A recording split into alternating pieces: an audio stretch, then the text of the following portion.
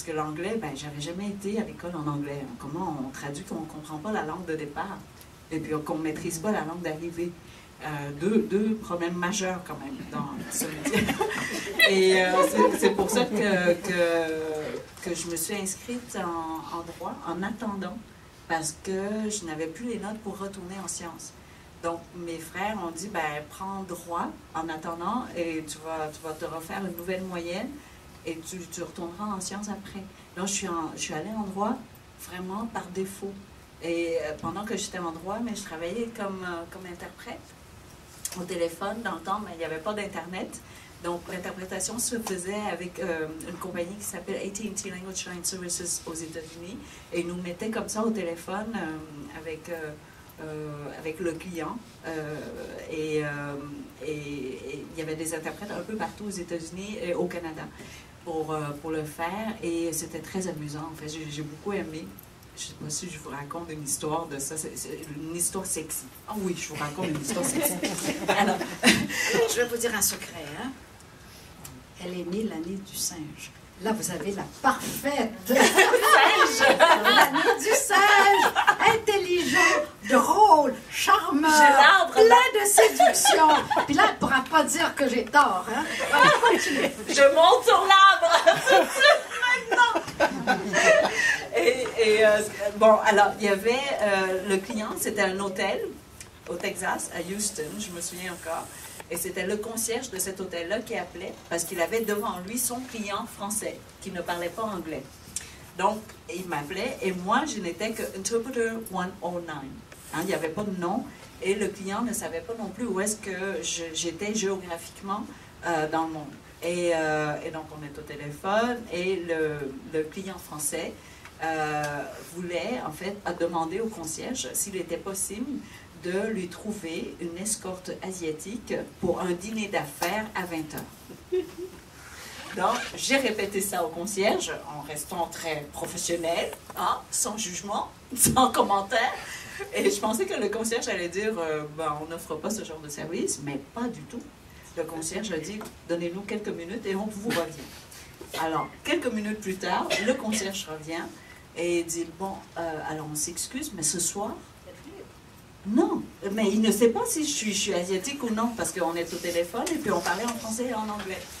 Alors il dit, ben, ce soir, we run out of.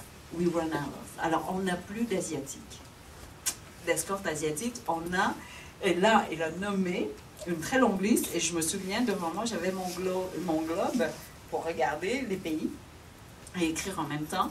Il dit, bon, alors on a une Sénégalaise, on a une Roumaine, on a une Russe, on a ceci, on a cela, mais plus d'Asiatiques pour ce soir. Alors il dit, s'il n'y a pas d'Asiatique, je n'en prends pas, merci beaucoup, on raccroche. Et c'était la fin de l'appel. 5 minutes plus tard, le téléphone ressonne, je reprends, et c'était le client français. Et il m'a dit, bon voilà, j'aimerais vous inviter à dîner ce soir, 20h. Oh, c'est quand même pas mal. Alors j'ai dit, avec plaisir. Et lui, il ne sait pas que je suis à Montréal.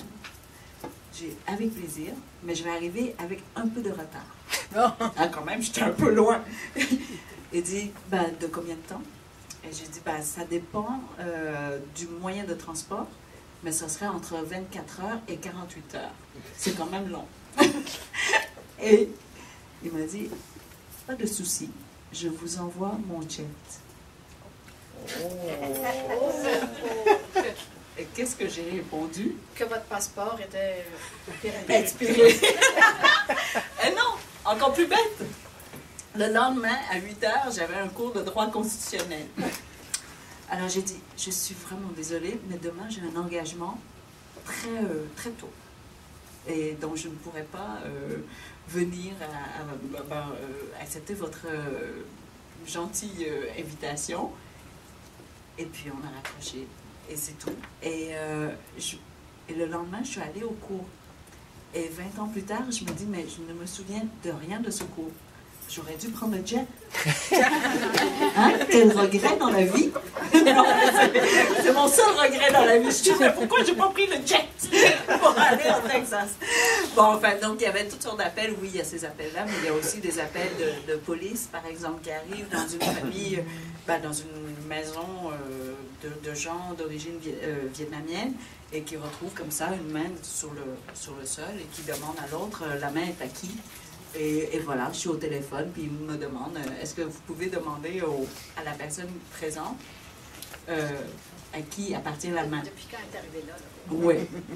Et je dis, hen? Je n'étais vraiment pas certaine de ce que je comprenais. Là, il dit, oui, une main droite. Je dis, mais droite ou gauche, ça ne me dérange pas, mais est-ce que c'est vraiment une main? Bon, enfin, voilà, donc il y a eu toutes sortes d'appels et je travaillais peut-être une centaine d'heures par semaine, en même temps que le droit. Donc, je dormais beaucoup dans les cours et j'étais rarement là, en dehors des heures de cours. Donc, je ne savais pas que le stage était obligatoire. Je ne savais pas qu'est-ce qu'il fallait faire pour devenir avocate parce que j'étais là seulement pour les notes, pour pouvoir retourner en sciences. Je n'allais pas devenir avocate. Et là, tout le monde commençait à faire les demandes de stage. Donc, j'ai suivi la vague parce qu'il n'y avait pas d'Internet. Donc, ce qu'on recevait, c'était des listes de bureaux, une liste comme ça d'une trentaine de bureaux à Montréal. Et donc, j'ai engagé quelqu'un, en fait, parce qu'il n'y avait pas d'ordinateur tout à fait encore. Donc, j'avais fait le corps du texte et elle rentrait les adresses. Puis elle les envoyait pour moi aux 30 bureaux. Mais moi, je pensais que c'était juste un emploi d'été. Et c'était pas important parce que je travaillais déjà. Que je l'ai ou non, cet emploi d'été-là, moi, on s'en fichait. Puis je faisais assez d'argent avec l'interprétation et tout. Et donc, il y a eu 9 bureaux qui m'ont appelé. Et encore une fois, dans ma tête, c'était un emploi d'été. Donc, je ne comprenais pas pourquoi tout le monde était très stressé à toutes ces entrevues. Et à une des entrevues, il n'y avait qu'un avocat. Il y avait 2 rondes d'entrevues. Et la première ronde, c'était un avocat qui m'a interviewé dans ce bureau-là. Et il était d'une platitude, mais profonde. C'était... Et dès qu'on me donne 2 secondes de repos, je m'endormais. Donc, parce qu'il était d'un ennui mortel, je me suis endormie devant lui. J'ai cogné un clou fort. Mais vraiment, puis j'étais sur le bout de ma chaise, donc je me suis un peu basculée. Et il était au milieu de sa phrase, et il s'est arrêté. Il m'a regardé, je l'ai regardé en panique. Et j'ai fait... voilà, je pense que c'est la fin de l'entrevue. Et je suis partie, donc il ne m'a pas appelé en 2e ronde. Mais il aurait dû, je trouve, parce que j'étais très franche, je lui disais, oui, vous êtes dans un ennui mortel, vous m'endormez, ou je sais pas. Et donc j'ai eu les 8 autres bureaux m'ont appelé en 2e entrevue. Et je suis allée chez Stikeman Elliott, que vous connaissez peut-être. C'était un très gros bureau, mais je ne savais pas. Je pensais que c'était la même chose. Sur les 8, il y avait des bureaux de moyenne taille, de petite taille, de grande taille. Mais je ne faisais aucune différence. Je ne connaissais pas. Et à la 2e entrevue, il y avait 7 avocats dans la salle qui m'attendaient. Et je rentre. J'ai cogné des genoux. Je ne comprenais pas pourquoi il y avait 7 grands hommes comme ça qui me regardaient de très haut, parce que je ne voyais pas, en fait. Et ils m'ont dit, vous êtes nerveuse, parce qu'ils ont entendu mes genoux cogner. J'ai dit, non, je suis très impressionnée, je ne comprends pas pourquoi vous êtes 7 à me recevoir. Et ils m'ont dit, on donne beaucoup d'importance à la relève, mais dans leur tête, à eux, c'est leur stage. Et moi, c'est juste un emploi d'été. Je dis, mais non, ils sont fous d'être 7 pour m'engager pour un emploi d'été. Et bon, finalement, j'ai eu l'offre et j'ai eu les 8 offres. Je ne savais pas laquelle choisir parce que je ne savais pas laquelle était laquelle. Mais j'ai choisi Stikeman Elliott vraiment par pur hasard parce qu'en première ronde, l'avocat qui m'avait interviewé était très joli. Était très beau. Vous avez remarqué, ça l'impressionne beaucoup. Oui, je suis superficielle, vous savez. Donc, si c'est joli, j'y vais. Et donc, j'ai choisi Stikeman Elliott juste pour ce gars-là, qui s'appelle Sid Isaacs. Et il n'est pas du tout joli, mais il est hyper intelligent, tellement intelligent qu'à l'entrevue, je pensais qu'il était beau. Et quand je l'ai revu au bureau, surtout durant les nuits blanches, j'ai dit qu'il n'était pas aussi beau. Que j'ai fait une erreur, vraiment, que je suis arrivée. Il n'est pas beau du tout, en fait. Mais c'est un grand ami à moi, je l'aime d'amour. Mais Mais vraiment, donc je ne savais pas que Stikeman Elliott était un grand bureau. Donc tout ça, c'est un hasard. Et le livre, c'est la même chose. C'est vraiment mon mari qui m'a forcé à m'asseoir. Et pendant un mois, avant d'accepter, avant de retourner au bureau, parce que j'avais quelques offres sur la table après les restos, et j'avais la chance de travailler pour, vous connaissez peut-être, Marc Lalonde, l'ancien ministre, sur un projet. Et M. Lalonde, il était chez Stikeman Elliott, et j'étais très, très junior. Et vraiment, par chance, cette année-là, Stikeman Elliott a gagné un projet financé par l'AGDI, pour travailler au Vietnam avec les conseillers du premier ministre du Vietnam sur les politiques de réforme. Je vous dis ça, j'ai aucune idée que ça veut dire, mais bon, le titre est beau. Les conseillers du premier ministre vietnamien sur les politiques de réforme administratives, législatives et légales, et sociales aussi, en fait. Et donc, il m'a convoqué dans son bureau. Et normalement, il est tellement senior. Et moi, je suis juste une poussière dans ce... J'étais juste une poussière dans ce bureau-là. Et le fait qu'il me laissait un message sur le téléphone, j'étais sûre que j'étais virée, que j'avais fait quelque chose de terrible et que là, ça prenait un senior pour me renvoyer. Et donc, je suis allée le voir. Puis il m'a dit, bon, voilà, on a ce projet-là. Si ça t'intéresse, oui, je te prends avec moi.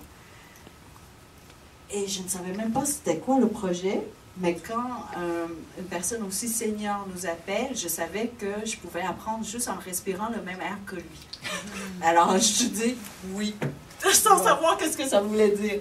Et donc, je suis allée, j'ai été recrutée comme ça sur ce projet-là, et j'ai eu la chance de retourner au Vietnam travailler pendant 3 ans avec M. Lalonde à la tête du projet. Et André Saumier, peut-être que vous connaissez, c'était l'ancien président de la Bourse de Montréal.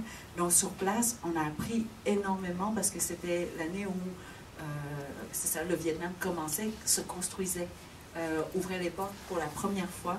Donc il n'y avait pas, par exemple, il n'y avait pas encore de bourse au Vietnam. Donc on rencontrait le comité qui allait monter la bourse pour décider stratégiquement comment on allait monter cette bourse-là, par exemple. Et la privatisation. Donc là, je tombe dans le très technique, mais j'ai appris énormément. Donc, je n'ai pas quitté le droit parce que je n'aimais pas. J'ai quitté le droit vraiment parce que mon mari, qui était chez Stikeman Elliott aussi, qui a quitté 1 an après que je sois partie au Vietnam pour venir me rejoindre à Hanoï. J'étais postée à Hanoï. Je suis née à Saigon, mais pour travailler sur ce projet-là, c'était à Hanoï parce qu'on travaillait avec le gouvernement. Et lui, il s'est trouvé un emploi, mais à Saigon, dans le sud du Vietnam. C'est à 1 heure de vol. C'est pas très long pour le vol. Et j'avais déjà à ce moment-là 30 ans. Donc, si on voulait avoir des bébés, il m'a dit il faudrait qu'on soit dans la même ville au moins.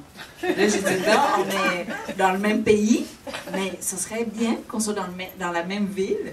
Et lui, il avait déjà quitté Montréal pour venir me rejoindre, donc c'était à mon tour d'y aller. Et de quitter, en fait. Et je lui ai proposé, parce que les 2 bureaux nous donnaient des billets tous les week-ends pour aller dans une ou dans l'autre ville. Et c'est vraiment juste 1 heure de vol, comme Montréal-Toronto, en fait. Donc, je lui ai proposé qu'on fasse des allers-retours et qu'on pouvait vraiment faire des bébés dans l'avion. Je suis assez petite, ça rentre. Non, mais on est capable d'être 2 dans cette toilette-là. Donc, je dis, on peut faire les bébés dans les toilettes, dans l'avion. Et il m'a dit, oui, ça sonne très sexy, mais pour fonder une famille, peut-être que c'est mieux que ce soit dans une maison. Et c'est comme ça que j'ai quitté le droit. Mais sinon, je pense que j'aurais été encore... j'aurais continué.